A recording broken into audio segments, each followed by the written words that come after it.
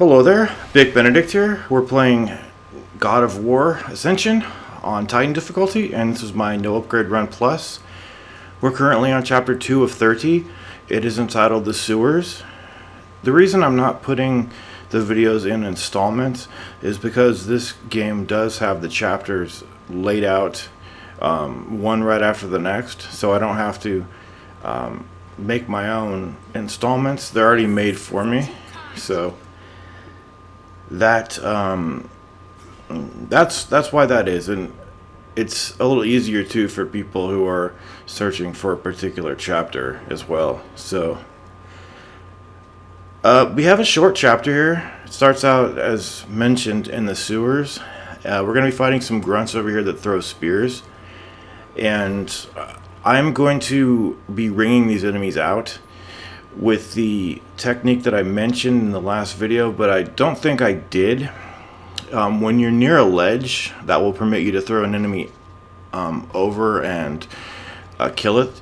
That way, if you chain them with the R1 button and then aim the enemy and press triangle, you'll do this, where you throw them over the ledge. I first learned of doing that in one of the, I think it was the Ribs of Apollo, that huge auditorium fight with the 3 juggernauts and all manner of different grunts, and there should be 6 of these guys. And you might say, well, that's kind of an easy and cheap way to kill them. Well, you'd be wrong about that, definitely, because ringing out enemies is the highest form of gameplay. I stated that before somewhere else, but I do personally hold to that. And unfortunately, we have this part. So if you love slow walking, and who among us doesn't, you'll enjoy this checkpoint if you redo it, if you have to. But this next checkpoint, though, is pretty much more of the same. And the reason that I'm not grabbing an enemy and then throwing them with the circle button, you might say, well, why don't you just throw them with the circle button? You can do that if it's the last enemy, but Kratos will throw enemies at enemies if there are more than one. So your best ticket is to do this, of latching onto them like this and then throwing them off. And if you stand at the very top, they seem to their AI seems to break a little bit. All they do is taunt, so I'm not sure why that is. If you can't reach them, you can go over to them and pull them back as much as you can. Try to get a sword over here if you want to, because you can use this sword to subdue the Cyclops, and then at the beginning of the next video, and you won't have to sacrifice it because there's another sword over there.